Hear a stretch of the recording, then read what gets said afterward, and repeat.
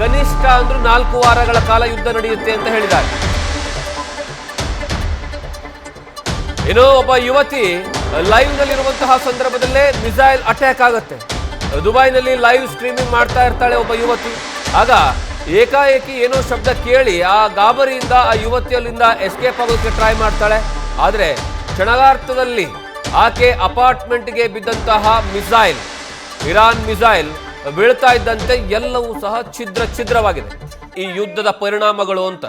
ಕಾರಣ ಏನು ಅಂದ್ರೆ, ಆ ಒಬ್ಬ ಮಹಿಳೆ ದುಬೈನಲ್ಲಿ ಕೂತ್ಕೊಂಡು ಅವರ ಅಪಾರ್ಟ್ಮೆಂಟ್ ಅಲ್ಲಿ ಕೂತ್ಕೊಂಡು ವಿಡಿಯೋವನ್ನ ಮಾಡ್ತಾ ಇರ್ತಾಳೆ, ಲೈವ್ ಸ್ಟ್ರೀಮಿಂಗ್ ಅನ್ನ ಮಾಡ್ತಾ ಇರ್ತಾಳೆ. ಆ ಲೈವ್ ಸ್ಟ್ರೀಮಿಂಗ್ ಅನ್ನ ಮಾಡುವಂತಹ ಸಂದರ್ಭದಲ್ಲಿ ಏಕಾಏಕಿ ಮೊದಲ ಬಾರಿಗೆ ಒಂದು ಮಿಸೈಲ್ ಬೀಳುತ್ತೆ. ಅದರ ಭೀಕರತೆ ಎಷ್ಟಿತ್ತು ಅಂದ್ರೆ, ಆ ಇಡೀ ಬಿಲ್ಡಿಂಗ್ ಶೇಕ್ ಆಗುತ್ತೆ. ಅದಾದ್ಮೇಲೆ ಎರಡನೇ ಮಿಸೈಲ್ ಕ್ಷಣಮಾತ್ರದಲ್ಲಿ ಬೀಳುತ್ತೆ. ಆಗ ಇಡೀ ಮನೆ ಛಿದ್ರ ಆಗಿರುವಂತಹ ದೃಶ್ಯಾವಳಿಗಳು. ಅದಾದ್ಮೇಲೆ ಲೈವ್ ಸ್ಟ್ರೀಮಿಂಗ್ ಸ್ಟಾಪ್ ಆಗಿಬಿಡುತ್ತೆ. ಪಾಪ ಆ ಮಹಿಳೆಯ ಪರಿಸ್ಥಿತಿ ಏನಿದೆ ಗೊತ್ತಿಲ್ಲ.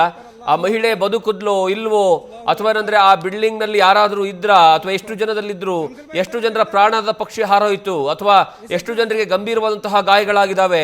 ಈ ದಾಳಿ ಆಗಿರೋದು ಎಲ್ಲಿ ಅಂದ್ರೆ ದುಬೈನಲ್ಲಿ ಲೈವ್ ಸ್ಟ್ರೀಮಿಂಗ್ ಮಾಡುವಂತಹ ಸಂದರ್ಭದಲ್ಲಿ.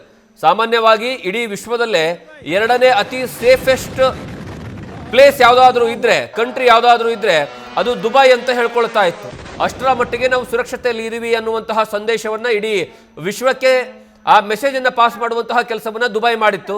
ಜೊತೆಗೆ ಕೇವಲ ಸಣ್ಣ ಪುಟ್ಟ ಹೂಡಿಕೆದಾರರಲ್ಲ, ದೊಡ್ಡ ಕೋಟ್ಯಾಂತರ ರೂಪಾಯಿ ಇನ್ವೆಸ್ಟ್ ಮಾಡಿ ದೊಡ್ಡ ಬಿಸ್ನೆಸ್ ಮ್ಯಾನ್ಗಳು ಈ ಒಂದು ದುಬೈನಲ್ಲಿ ಲ್ಯಾಂಡ್ ಅನ್ನ ತೆಗೆದುಕೊಳ್ತಾರೆ, ಅಪಾರ್ಟ್ಮೆಂಟ್ಗಳನ್ನ ತೆಗೆದುಕೊಳ್ತಾರೆ, ಅಲ್ಲಿ ಬಿಸ್ನೆಸ್ ಅನ್ನ ಮಾಡ್ತಾರೆ. ಕಾರಣ ಏನು ಅಂದ್ರೆ, ಒಂದು ಸೇಫ್ಟಿ ಇದೆ, ಎರಡನೇದಾಗಿ ಟ್ಯಾಕ್ಸ್ ಇಲ್ಲ ಅನ್ನುವಂತಹ ಕಾರಣಕ್ಕಾಗಿ.